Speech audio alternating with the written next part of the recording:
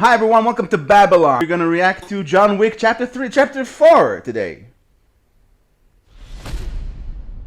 Have you given any thought to where this ends?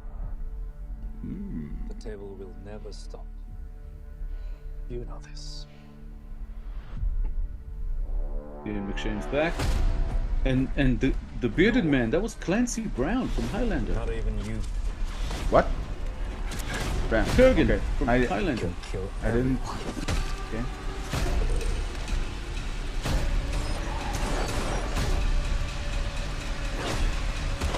Go on, Ian.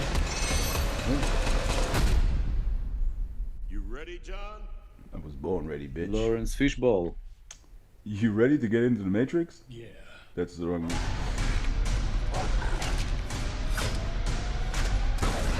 That was Bill Skarsgård, wasn't it? Yeah.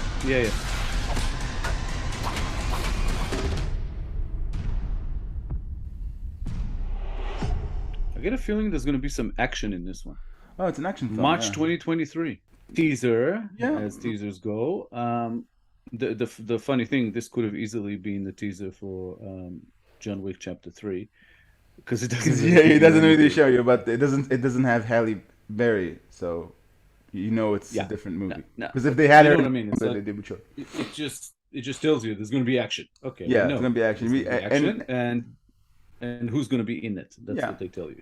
it seems like the editor, so they gave the editor a final cut, and they know who John Wick is, and they know who everybody is, so I'll just give him a 1 minute thrill, and that should be enough.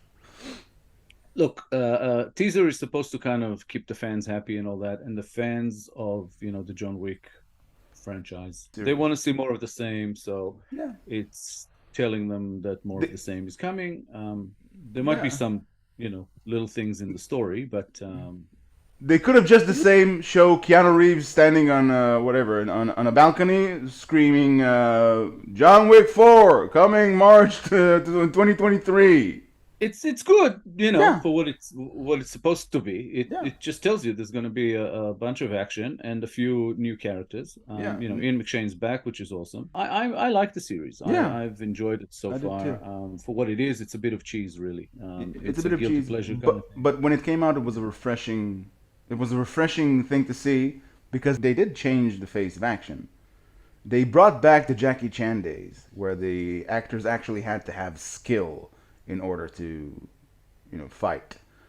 They I don't know. stopped. I think that's been around with some films already. It's not like they brought it back. I didn't think they reinvented anything, but I thought it was a really, really good action film. And there aren't that many of them, in my opinion. Well, So it reminded me a little bit of my reaction to Taken when it first came out. With Liam Neeson. that's exactly my point.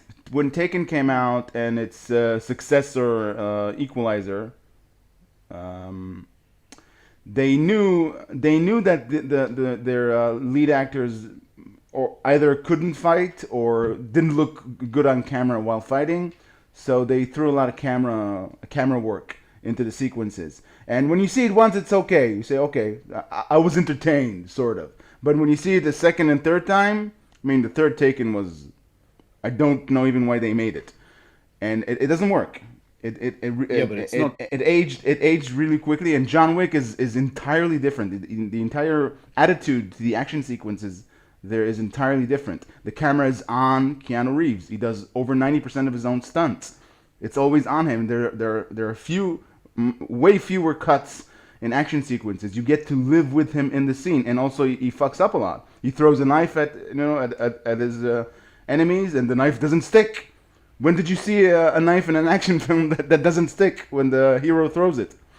Things like that that give you the grit and the feel that you're actually watching something that's actually happening. And they just sprinkled on top some After Effects to give you some gore, to give you the thrill that they need to give you. But there's a lot of skill there.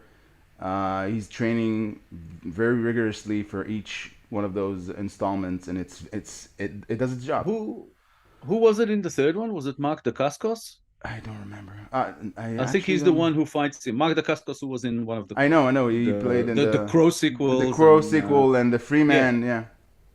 Yeah, but he I think he was the villain in it. Not the villain necessarily, the main villain, but the villain sort of fighter. Yeah. He's the one, who gives him a run for his money. Yeah. And here they have Donnie Yen, who's another Yeah. very Yeah, much that's what I respected, mean. They're bringing martial artist. They make sure they bring in people who know what they're doing. It's not camera work. But I like yeah. I like a lot of I like some other little things in this one that they've sort of given us just a sprinkle of, because we don't know yet exactly to what extent this is going to happen. But Yeah. the Lawrence Fishburne Matrix reunion, It happened, I think, as at the end of the second one. That thing at the end of the second one or the third one, he was there. Yeah.